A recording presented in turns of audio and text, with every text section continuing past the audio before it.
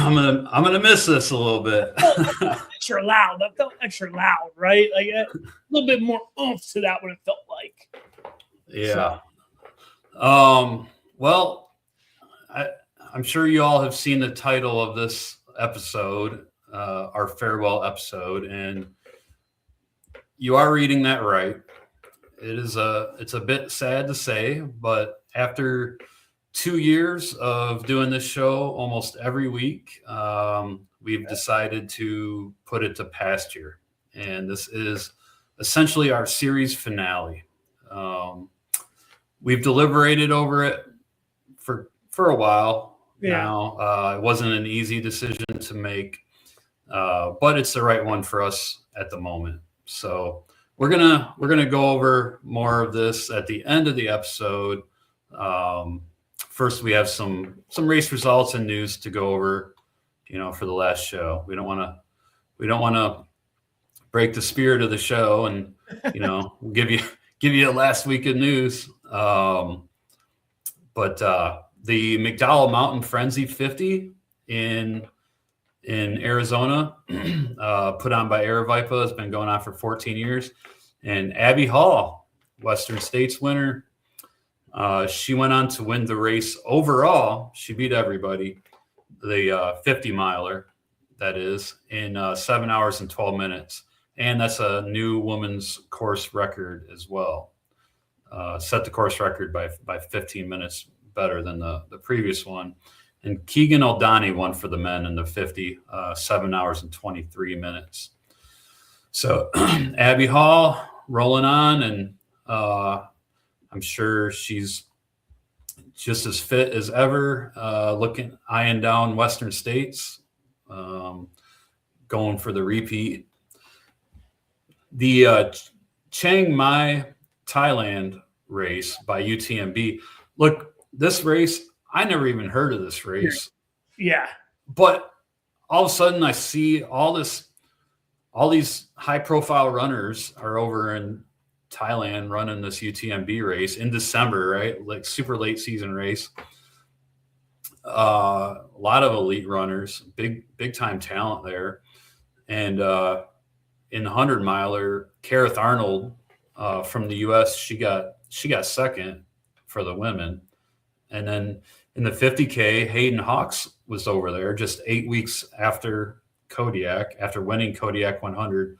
Hayden Hawks raced the 50K and he got third for the men. He barely got third. He beat out his training partner, Coleman Cragen, who's also from the US, by 5 seconds. Coleman got fourth. And then on the women's side, Robin Lesh for the US got second and in the 50K, and Tara Dower was over there racing as well. Not fully recovered from Javelina. She spoke a little bit about that on social media. She wanted to go over there and take it easy. She said once she got going, she got that competitive drive in her, and she ended up fifth. So pretty good for the talent that was over there. And just on a different topic, Hayden Hawks' Instagram, like he's been posting pictures of like temples and like the mango sticky rice. Like his Instagram is like amazing. Like fire. It's fire. It's just crazy. Like the temple, like that place is amazing. Like it would be that looks like a great place to go visit. Yeah. Be a tourist, you know what I mean? Yeah, Thailand is definitely on my bucket list. I do love Thai food, so. Oh God, could you imagine? Oh my God. Oh yeah. I've seen the Bourdain episodes when he's been over there, and it's like, oh man. Yeah. Take note. Yeah. Another interesting thing that happened over the weekend on Sunday was the California International Marathon. And we already knew that Courtney DeWalter was running that. But it turns out there was like quite a few high profile or elite trail runners, some of the short distance trail runners, but also some ultra runners as well, and some that do both. Christian Allen, who won a Broken Arrow vertical K, he ran the marathon and he got 2 hours and 9 minutes and 57 seconds. That's a sub 5 minute mile. Mackay Clemens, 2 hours 15. Cody Clevin, 2 hours 29. Courtney DeWalter, she beat her PR from her last marathon she did just like a month or two ago. Yeah. And she ran 2 hours 38 minutes and 54 seconds. She was just like a minute or two off of an Olympic qualifying time, maybe two minutes. So crazy. Or not Olympic qualifying, but Olympic trial qualifying. Yeah. Riley Brady, they ran 2 hours 41, and Amanda Basham 3 hours and 4 minutes. So those were some of the stars in the CIM, they call it. This, CIM, California International Marathon, is known to be it's a Boston qualifier, and it's a net downhill. It's a very fast, speedy marathon. So a lot of people go there to get their Boston qualifier. So it was just interesting to see all the ultra runners and trail runners that were out there running it. It's good in December, late seasons, good thing to do, just to keep your fitness up. CJ Albertson, also the 50K world record holder, set that world record in San Francisco, actually. He ran and he was 38th place in 2 hours and 14 minutes. So, all right, that is pretty much the races. We're at that time of year. Welcome to the winter. Not too much going on, but let's go to the news. I don't have any like really great or notable FKTs to talk about this week, but we're going to go on to the news. And we were talking about this quite a bit before we started recording, but there's a new 200-mile race that just got announced in Logan, Utah, or at least maybe it starts in Logan, Utah. We don't really have many details on this course yet, but it's going to be called the Old Ephraim 200, and that's based on the legend of this bear, Old Ephraim, and it's going to be 214 miles in Utah. Michael McKnight, long distance specialist, he created this race, and this is his training ground. So he would run by the tribute to Old Ephraim all the time. And 6 years, he says he's been thinking about making this race. So I'm wondering if it's going to share trails with the bear, which I'm sure it will, because it is. Didn't you say it was a point to point? Point to point, yeah. I missed point that. to point. So, And it does. It looks just like it just runs along a ridge line, up and down the ridge line, like when you look at the topo of it. yeah, there's 41,000 feet of climbing over 214 miles, and only a half mile of pavement. I love that part, though. I love that. That is awesome. I do wish there was just a little bit more. Like, they're dropping this, like, hey, here's this race. Like, bro, you could have gave us. Yeah. Like, how do you put together a full website? Like, I'm a little bummed about that, but I mean, what are you going to do? Yeah. So the bear, Old Ephraim, is a giant grizzly that once roamed the mountains, said to stand over 10 feet tall, became famous for outsmarting hunters for years. His story is a central part of Logan Canyon history, and the race travels in areas where the bear was known to travel. There's even an aid station at his gravesite monument. That's the one that Michael McKnight would pass all the time when he was thinking up this race. The legend represents toughness, endurance, and rugged spirit of the mountains. And so should be pretty cool. One gripe I do have about this race, and we talked about before the show, It's another 200 that starts on a freaking Monday. So like they're expecting people to take the whole week off, but I guess it works for Cocodona. So yeah, I know. It's just one of those weird things where it's like, I don't know. I don't know. I mean, yeah, the race is going to take you. Well, we don't know how long this race is going to take. They didn't put out any standards with it. We don't know. But yeah, you're right. It's like one of those things where, like, I'm assuming that race is going to take 4 to 5 days for most people to finish. Oh, for sure. Yeah. And one thing I kind of understand is that on the weekends you get a bunch of the ATVs out on those ATV trails, and they just make clouds of dust. Man, you know what's funny is I had suppressed those memories in my head of Tahoe. You're right, man.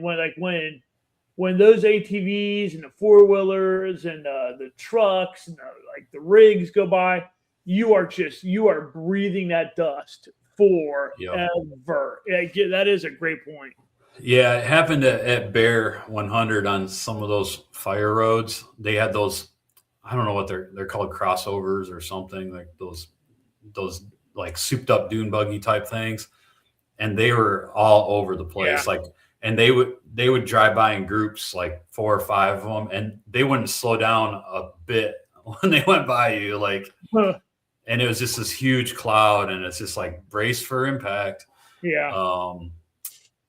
Luckily, it didn't happen too much, but it did. The few times that it did happen, it was pretty annoying.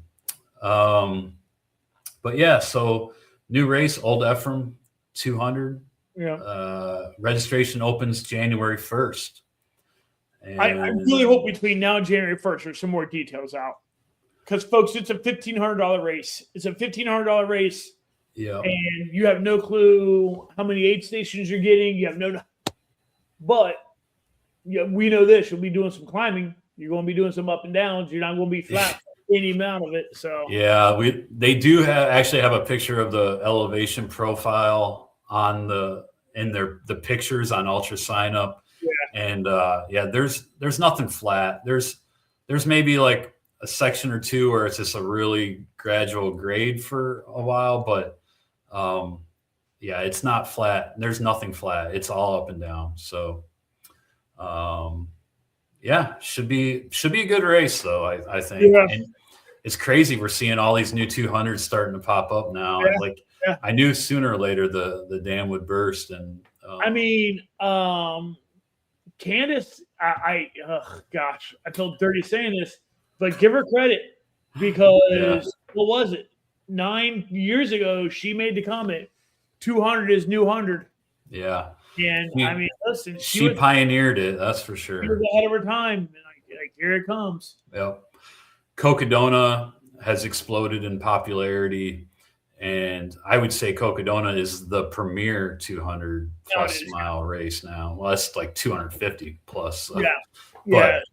So now you have Coco, Mammoth. Yeah. Now you have Mammoth as a new one. This year coming up will be its this is its inaugural, isn't it? This was its inaugural. Yeah. 2025 was the inaugural. 2026 will be its second year, correct? Yep. Yeah. So you got that one. I mean, shit, you got that 300 miler that Candace puts together in Arizona.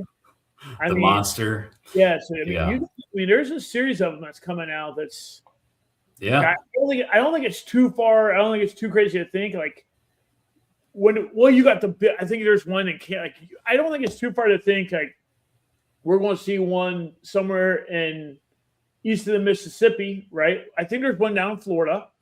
I think there is one in Florida. Yeah, we just talked about it. Yeah, it was across. It was from the Gulf to the ocean. Yeah, and then it actually looked kind of cool. Yeah, wild Florida 200 or something. Yeah, I think we'll see one. I would not be stunned if we see one somewhere like, North Carolina. Yeah, Blue Ridge. Virginia, something on the Blue Ridge Mountain, like somewhere maybe up in like. Through the Shenandoah. Yeah, dude, could you imagine if you put one up in Vermont? Oh my God, or New Hampshire? Oh, it'd be brutal. But yeah, I think they're going to keep coming around. They're going to keep coming. Do like an out and back on Jigger Johnson. Oh, the Jigger double. Oh my! Yeah. You have 1 month to finish. 1 month. Like Judas Priest. Chaz and I were talking tonight about like he had made a comment about Hardrock being the hardest 100. I'm like, not anymore. It's not anymore. Like Jigger's the hardest 100 in the U.S. now. Yeah. So it's hard to argue that for sure. Yeah. All right. Well, actually, I just realized I didn't put this up on the screen, but last episode, so I guess deal with this. Mistakes are going to happen. When I was getting set up before the episode, my main screen on my second monitor, it started like going out, and I'm like, oh man, it's like something's up. Okay. Next bit of news. Karl Meltzer, his streak has ended.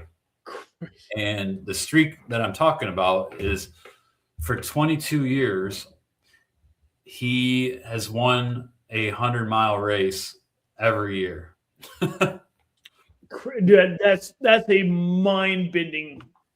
Like, that's crazy. Like, that's so hard to wrap your head around. Yep. 22 years running, he's been able to win at least 100-miler every year. For 22 years. Yeah. And he says that he can now sit back, have a beer, and see if anyone breaks it. He says he believes he'll die with this one. He came close this weekend at Devil Dog Ultras. He was 23 minutes off the front with 6 miles to go. He was essentially crippled at that point. He walked it in. Too much time to catch up in the state he was in. But that's his 92nd 100-miler. And I know he is going for the 100-mile club. Yeah. He will be continuing on with 100-milers. He did run a 20-hour and 14-minute, and he's 58 years old. So that's pretty awesome. Then he said he's going to celebrate by driving 1,100 miles home. So, all right, let's talk about some lottery results, and let's talk about some Western States entrants. Some news actually just broke today about Drew Holman decided not to accept his golden ticket from CCC, and so it rolled down to Jeshuron Small. And so let's start with Western States, since we just talked about it. There was 11,328 runners in the lottery. That was up from 9,993 last year. So that's like 1,300 more? Like, that's over 1,300 more runners in the lottery. This just shows how our sport is just growing like crazy. Yeah. And then there was only 254 names to be drawn, and there was 93,003 tickets. So odds were not good. Odds not in your favor. And then let's talk about the top 10 returnees for the women and the men. We'll start with the women. And this is amazing. All 10 women that finished in the top 10 last year are returning to Western States this year. All 10. All 10 in the top 10 are coming back. That is, I mean, I wonder if that's ever happened. That kind of lets you know where it's at, right? That kind of lets you know what people think of it. Yeah. So Abby Hall, we talked about her earlier. She just set the women's course record and went overall at McDowell Mountain. 50. So Abby Hall is returning champion. Fuzhou Chiang, she got second. So she was 10 minutes behind Abby's last year at Western. Marianne Hogan, Ida Nielsen, Fiona Pascal, Hao Ha, Hannah Allgood, Caitlin Fielder, Keely Henniger, and Emily Hawgood. That's your top 10, and I expect it to be another heated battle. Yeah. For the men, we do have 3 of the top 10 that are not returning. Unfortunately, Caleb Olson nor Chris Myers are returning. And I'm guessing with Caleb Olson, it's because he's running Hardrock. Chris Myers, I'm not sure why he's not returning. He got second. But Killian's coming back. We talked about that before. And he's going to be the favorite in this race. Yeah. But he does have Jeff Magavero, who's kind of been on a heater lately. He got the win there. He got the win out at the Ultra Trail Cape Town. Jeff Magavero at the 100K. So I believe. And then Dan Jones from New Zealand, the Kiwis, 5th. Seth Ruling, 6th, coming back. Ryan Montgomery is coming back. Hans, the young gun out of Georgia. Your boy. Who got 8th and who's only going to get better. I'm since we're not going to be doing our picks next year, I'll throw it out there right now. I think Hans on the podium. I can see him on a podium. I can see him on a podium.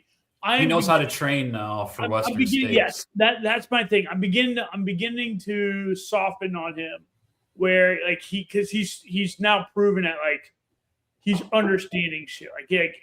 Yeah. Hey man, you're not just in the Southeast fucking up local yokels. you're in the shit now. You know what I mean? Yeah. He put on a dominant performance at JFK. Yeah. And I know that was a lot of fast, flat stuff, but he still did good in the Appalachian Trail part of it. But he knows what to do now. He knows how to train. I would imagine he's going to go out to he's sponsored by Ultra. He has a few sponsorships. Yeah. I'm guessing you're going to see him out in California like at least a month before Western States, maybe more. I don't know for sure, but it's just a hunch. I think he'll be training on the course. It's a fair hunch. And then Peter Franjo from Slovakia, who got 9th, is not returning. And Hiroki Kai from Japan is coming back, who got 10th. So it should be pretty cool. 3 of the golden ticket races have happened so far. Let's see. CCC. Oh, wait. No, I'm mistaken. Just 2. Javelina and CCC are the 2 golden ticket races that have happened so far. We still have Black Canyon, 100K, Canyons 100K, Chianti, 120K, and Tarawera, 100K. So there's still 1, 2, 3, 4 golden ticket races left. So there's still some spots to be filled. But the current golden ticket recipients for the women are Addie Bracey for Javelina, Tara Dower for Javelina, Martina Larchik from Poland from CCC, Sylvia Nordskar, Norway, CCC, and Anna Tarasova from Spain, CCC. And on the men's side, we got Will Murray. Dude, Will Murray, man. Yeah. Javelina 100 mile. Will Murray is the one that he just set the course record out at Javelina. And that dude is fast as fuck. Yeah. He's the one that had the AFib in the training, but yeah, before Western States last year, and then he got cleared to run, and then he like rolled his ankle real bad. Yeah. So he messed his ankle up, which ultimately pulled him out of Western States. Francesco Pupi is coming from Italy, got in through CCC. And that dude that dude, I'm telling you, like he's going to be on the podium. Yeah. I think we're going to have like a 5-person podium at this.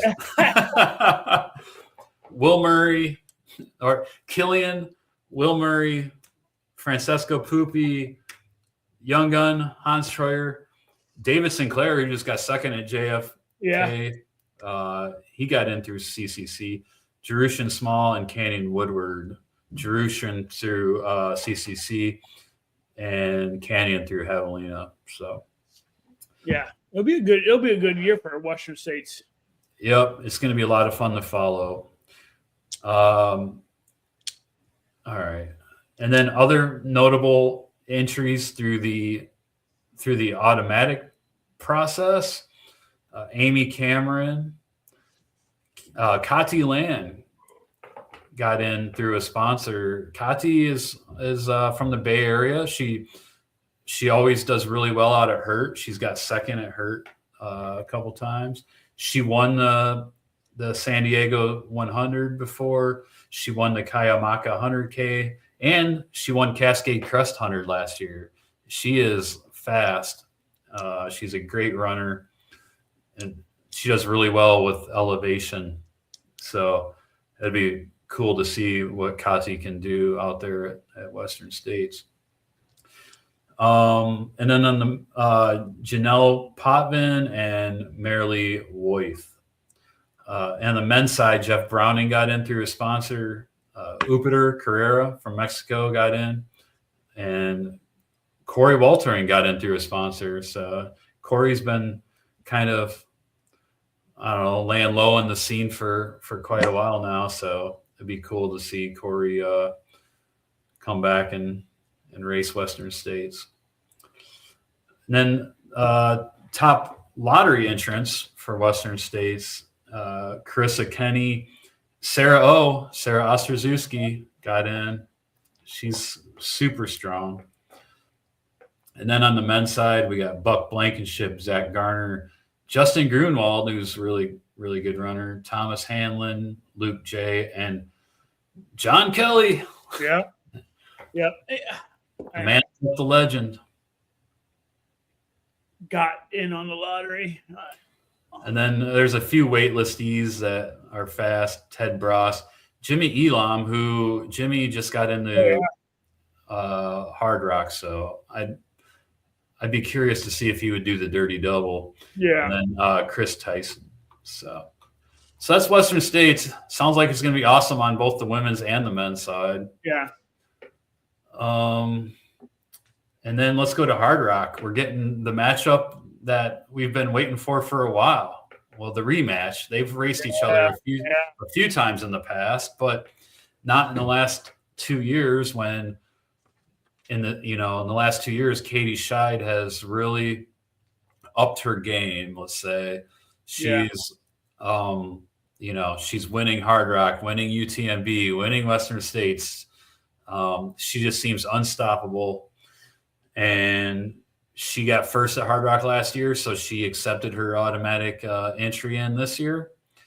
And Courtney DeWalter has gotten in as a Dale pick. So we are going to get Courtney versus Katie, and it's going to be epic. I can't wait. And so let's look at the other lottery results for Hardrock. I should mention that Ludo accepted his automatic entry as well for Hardrock because he won last year. So he's won the last 2 years now. So he'll be coming back trying to three-peat. We should know this. I wonder if there's been a three-peat at Hardrock. I should know this.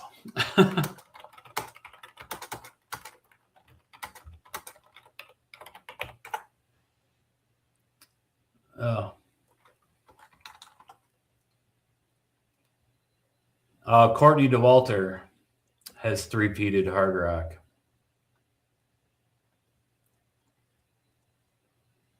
Yeah.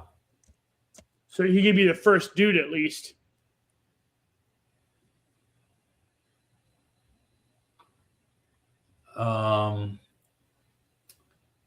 I don't know if are they back to back? It says 3-peat. Let's see, the first year that Ludo won.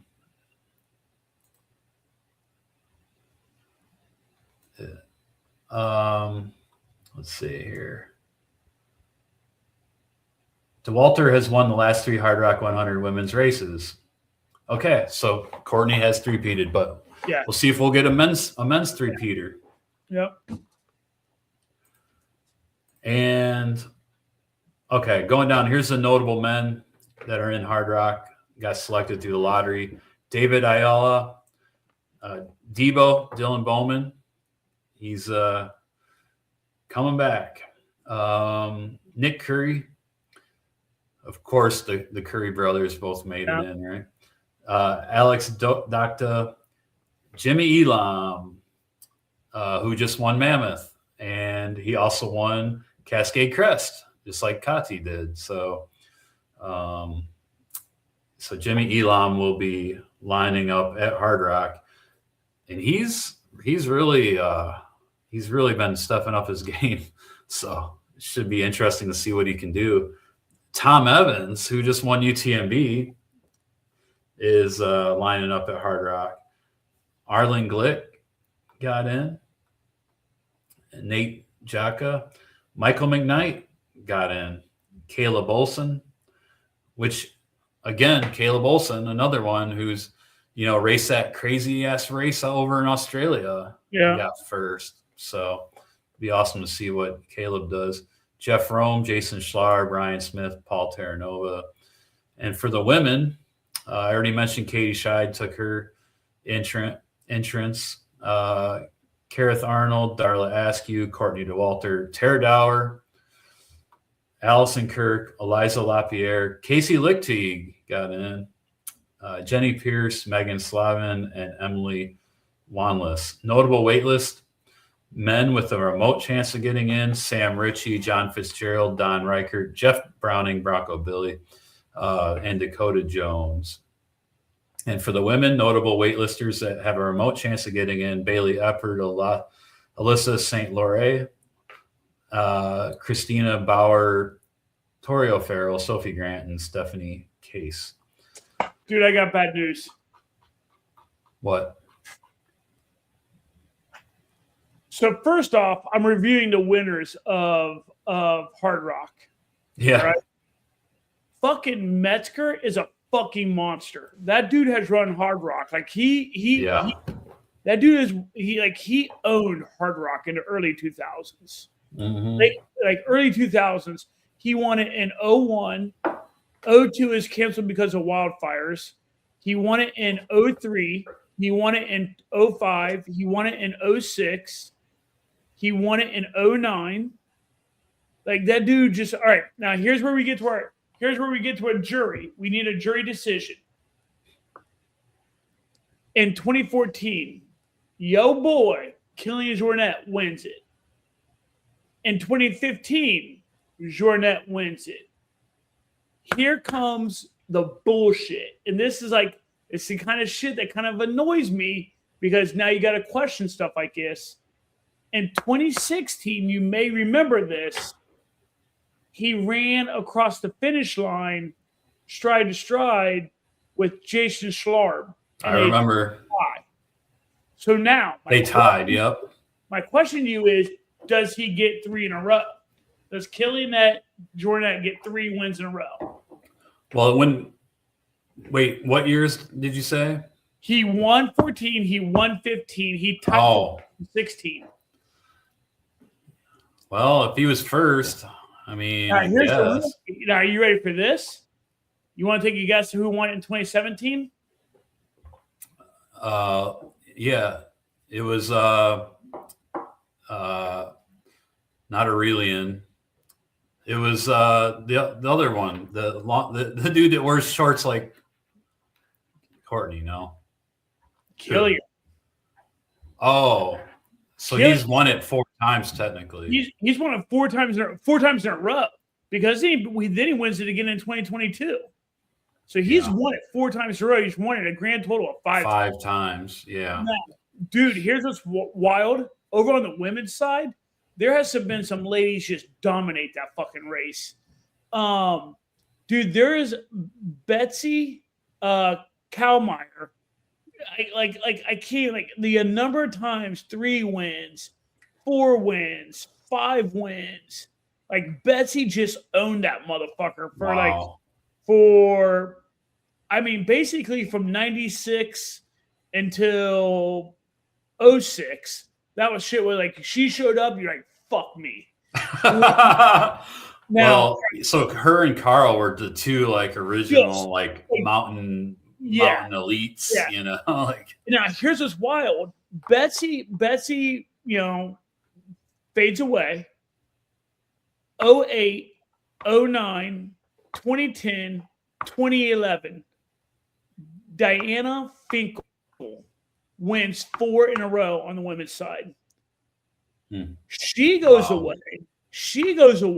And then all of a sudden, this lady named Darcy Picu Africa wins it 3 times in a row herself.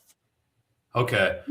The women's race is so we stand corrected, and I'm really glad you looked that up. It is crazy. The women's race has been basically like 3 to 4 women have just like, oh, this is my fucking decade to own this motherfucker. Like, that is crazy. But I mean, Darcy's really strong. Yeah, on the men's side, you had Metzger pick it up in the early 2000s. Like, before that, you had David Horton, won it twice. Horton won 92, 93. And then it was like, there's like kind of this person, that person. But fucking early 2000s comes, Karl puts a chokehold on that motherfucker and then doesn't give it up until Jornet comes along. Anywho, there you go.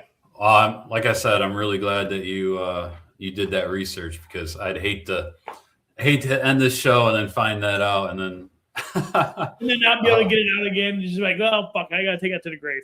That's right. But really quickly before we go away from Hard Rock, the 2026 Dale's picks were Courtney, Tara Dower, Kareth Arnold, Tom Evans, Caleb Olson, and Jimmy Elam. Those were the Dale's, the ones, and I'm glad they're being transparent about that now. It's cool. So, all right, let's jump into the 3 T's. The last 3 T's, and I just, since when we originally started this show, I was really wanting to like create a community for the show, just like kind of like the ultra community bonds together, and the community has meant a lot to both of us. I know I'm speaking for Johnny here, but I'm sure he agrees.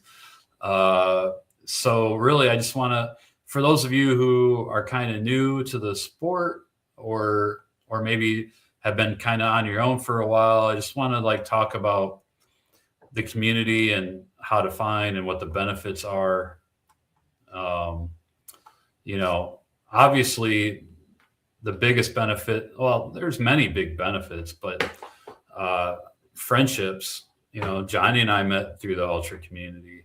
Some of my best friends now I met through the ultra community. So it's always good people, man. Like, you meet people from all walks of life, like truck drivers, lawyers, there's no, you meet people from all walks of life. Firefighters.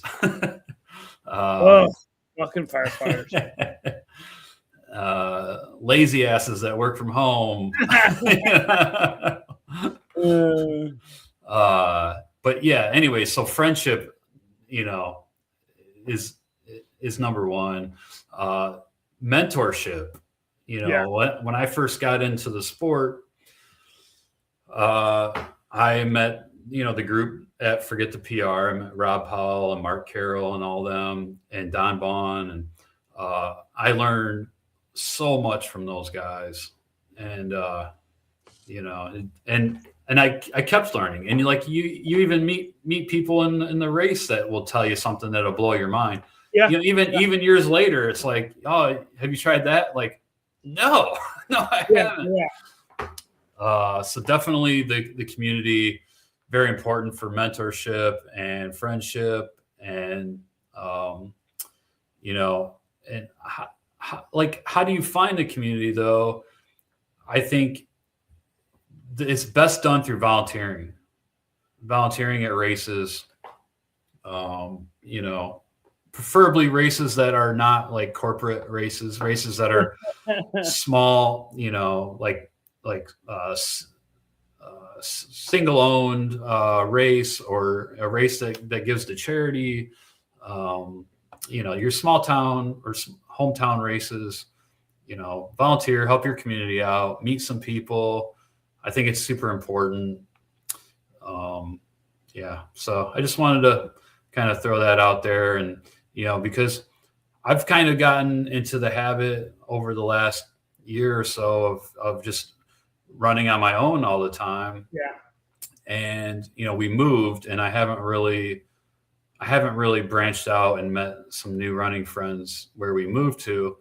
And when I just did my Strava year in review, it said that my training partner that I did the most training with was Chaz. And I'm like, wait, what? Oh my gosh. It's because we did 2 activities. Yeah. When we were down at Cocodona crewing for Pete, we did that hike that one day, and then we did the run the next day. And oh my gosh. I'm like, oh shit, I haven't really been, I did like one run with Jess's cousin Joe when he was here. Yeah. Like I did, but I'm like, I haven't ran with anybody. In the Bay Area, I was running with Sean and Ram a lot, but so it just that Strava thing just made me realize how important the community is, and I need to get off my ass and try to meet some people down here. And there's some groups I know of that I can go join their runs. I've just been lazy about it, so I'm gonna make more of an effort. It's really hard to do that kind of thing too. You know what I mean? Like where you're like, all right, like let me go meet some new people. Right. It is totally. And it's like, you have a certain distance in mind, you have a certain pace, so it's sometimes hard to find compatible people with all of that, but still, even if it's not, it's great to have that conversation, and it makes the miles go by quicker. Good to do once in a while, run with other people. So, did you have any extra thoughts? Sorry, I kind of like. No, I think that's pretty much it, right? Like, there's a bunch of ways to meet some folks. I think the key thing is, though, is like you just got to meet. I think it's a good opportunity to meet the people that could be, like you said, like could be like. I mean, you meet the right people, you want to spend days with them at times. You know what I mean? And it gives you a really great opportunity to kind of meet different people. I mean, it's funny because like one of the things, like one of the possum rules, you hear Chad Mark say it all the time, is at the end of this race, if you haven't met someone new, you did it wrong. Yeah.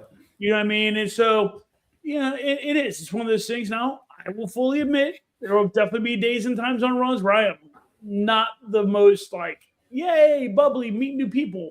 But like at least at some point during every run, like, hey, how you doing? Like, what, like, where you're from? And it can be something as small as that. And you're like, oh, I'm from over here. Oh, cool.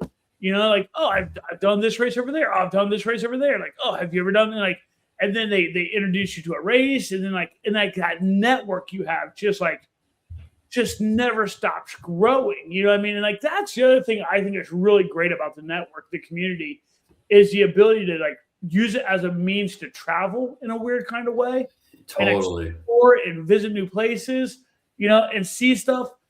I mean, like, I don't know that I would have went to rural West Virginia to visit had it not been for 100-miler. You know what I mean? And like, you get to see some really cool shit. You know what I mean? And like, I ran through multiple little ghost cities, and so, and then you talk to some folks and they're like, oh yeah, I'm from up here in PA. Like we have this race, and like, and then, cause they're from Pittsburgh, you start talking like Yahtzee up in Youngstown, oh, come down to Mo. And so it's just that it is that ability to like begin to network and learn new shit. You know what I mean? And so that's my big thing for it. That's what I would encourage people. And just don't be. Here's the other thing I'd encourage folks to be is don't be afraid to overpunch your weight. So what I mean by that is if you're new to the ultra thing and you're doing 50Ks and and like in the back of your head that there's an itch to step up to 50s or step up to 100Ks, and that itch is kind of clawing at the back of your head and you're scared to do it and my biggest thing I can tell you is just take the leap. Just lean into it, take the leap. The worst thing that's going to happen is you're going to fuck it up and you want DNF. Big fucking deal. Big fucking deal. Take it as a learning experience and go out and try another one. Yeah. You know what I mean? And that's something that the community can actually help you with too. Great. Because for example, there's certain races that I said I would never do because there was too much climbing. And I'm like, I did Mohican with 13 to 14,000 feet or something. And I'm like, I finished that in 30 hours, I don't know, 14 minutes or something. And I'm thinking, no way I can do some of these 100-milers with 18 to 20,000 feet of climbing. There's no way. And then I met my running friends out in the Bay Area when we moved to San Francisco. And the one, Sean, he had done, Hardrock, UTMB and all this stuff. And I was running with him in this 50K. And I'm like, and the more he talked about it, he's like, oh, yeah, you can do that, no problem. Then I'm like, maybe I can, So. You just need someone to gaslight you. You just need someone to lie to you and gaslight you until you do it. You know what I mean? And I think that's a really important part of the community and being in it and having that person. Like you were mentioning, looking for good races too, right? And making sure you look at the race that you're doing matters. And I'll throw one last plug out for a race that we probably don't talk about. We haven't talked about a lot. We've talked about it every year it's ran. We've talked about it, but I was talking to Chaz about it tonight, and it's Pinhoti. And Pinhoti's a good example. If you're in the Southeast, or if you're in the South, or if you're up here in Ohio and you want to go down and try something out, Pinhoti, if you go to Pinhoti's website, they have a series of races. Pinhoti 100 is not their only race. They have 50Ks, 50-milers, and shit like that. Check their race series out. And here's why I bring them up specifically, because how it ties into what we're talking about right now, is Chaz said that at the aid stations he stopped at, the number of people working the aid stations that had Pinhoti 100 buckles. Yeah. He's like, dude, it's one of the only races he's ever done that the people are like, oh, you have this far to go and this is what you can expect. And sure as shit. Yeah. Dead on. That's what you expect. It is what it was. Yeah. And so those are the things you want to look for, right? Dude, try to avoid the corporate shit. Try to avoid fuck UTMB. Now that we're done, fuck them. Fuck them. Fucking Ultraman is trying to get into our world. Fuck them too. Stick with the Malls and Paws. Stick with the people who give a fuck about the community and is giving back to the community and isn't leaving a bunch of bullshit behind. Those are the people. Do their races, because I guarantee you the folks that are working at those aid stations know what the fuck they're doing. And then that's how you get to that next level if that's what you want to do. Yeah. So that is 3T last episode, fucking soapbox rant. Thank you for coming to my TED Talk. I'll sum up the 3 T's with this meme that I saw. Yeah, boy, Scott Yerk. Yeah. It was 2019.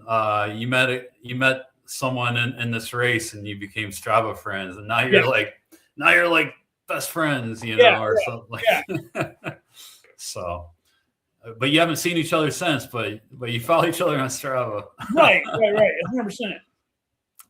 which has happened many times. I have a lot of Strava friends that I've just met once or even never met at all, but just comment back and forth, whatever. The community is awesome. Yeah. And one last thing I want to say, it's a small community. Yeah. It's almost like, it's crazy how you would think Bay Area, right? Like, was it 7 million people, 8 million people living in the Bay Area collectively? The community is small because I'm Strava friends with a few people, and it just seems like they're the ones that are doing the group runs. They're the ones that like leading the community, and they're very accessible. That's the other thing too. The community is very accessible. Yeah. You can, like, I even reached out to Will Murray about something on Strava, and he commented back right away. So, I mean, it's pretty cool. All right, let's move on to the final thoughts here on why we're kind of shutting it down. Well, not really why, I mean, but just final thoughts on the show. Like I said, it was not an easy decision. I think we both have some things that we need to shift our time and attention to. There's no drama or anything like that. Johnny and I are still friends. But the show prep, the recording, posting the show on the platforms, the social media posts, it all takes time, but it was very gratifying work. Like I was telling Johnny, if I could do this for a job full time, like 100%, would totally do that. But on the flip side, I am really looking forward to taking a break from social media. I have to be, or we have to be on social media all the time, looking out for news stories, and then along with that comes all the other garbage that's on social media now, and just crushing our mental state. I've taken a step back from listening to podcasts in the last week or two. Like, I don't listen to podcasts anymore during the week or on my runs or anything. I'll be taking a step back from social media for a while. But I can really say that, and I don't want to speak for Johnny, but like, I genuinely loved doing the show. Like, I had a great time meeting up with Johnny every week, and and just shooting the shit, basically, like we're on a trail run or something. So just talking about something that we both enjoy. Being a creator in this space has always kind of intrigued me. Johnny and I talked about this back in like 2020, 2021.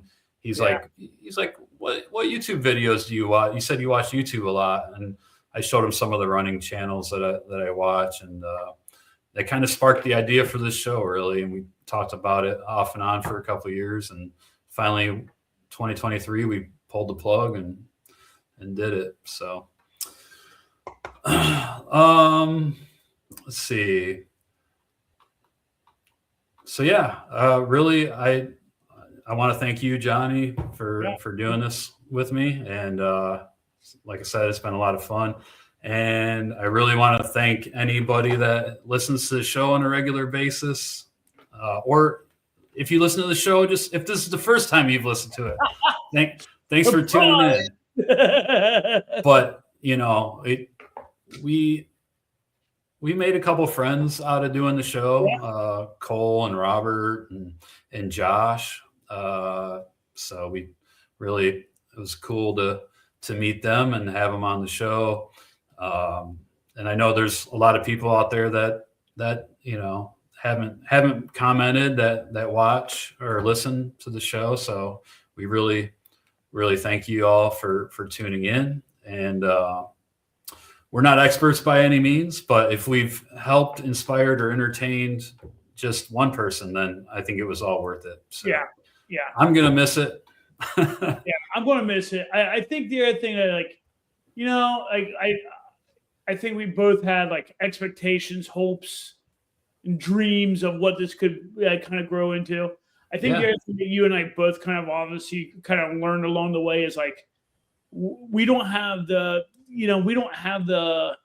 social media like thing in us where like posting and like if you don't have that, it's really hard to like get a foothold and get everything rolling on something like this. So while we enjoyed coming here and just having conversations with each other, it was like, all right, well, we can still have conversations back and forth with one another and not have to do all the work related to it. So that, you know, it was like, that was a big part for me too, where I'm like, man, like my favorite part of this is just catching up with you. Yeah, totally. And then it's like, you know, it's like, all right, well then why do all the extra work? Why do, you know, and like, it's like, you know, and like you said, like, I feel like we definitely made at least some impact, but it was like, this is a lot. It was, you know what I mean? So it is. And you're right. The PR part of it is not my expertise. I was kind of hoping it would maybe grow a little more organically. But you know, you get out of it what you put into it. And you know, we did put a lot into it with the show prep and recording. And you know, it takes a couple nights a week to do all this. And I have no regrets. You know, like I said, it was awesome 2 years. Just need to turn our attention on some other things now, and who knows? Like I've been tossing around a few ideas, but I'm gonna take a break for now. But yeah, maybe start a Substack article or just do something in the space. But not until next year, and I don't know for sure if I'm gonna do anything or not, but I've been tossing around a few ideas, but I gotta start training for some races now. There you go. I wrote down. It's funny because, like I said, earlier I wrote down my little list of 3 that I'm like, you know what? Like I think this is my dream list of 3 this year.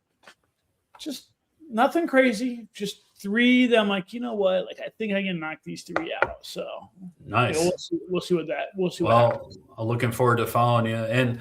Also, Johnny and I are both on Strava, so if you want to, you know, follow us and, you know, or stay in touch with us, you know, we're on Strava. Our social media accounts will stay up. I mean, we're not going to like shut them down or anything. Yeah. So if you want to reach out through those, we'll be on there. Yeah, well, you know where to find us. All right. Thanks, everybody. Yep. Thanks. It's been real. It's been fun. It's been real. It's been real fun. We'll see y'all later. Yeah.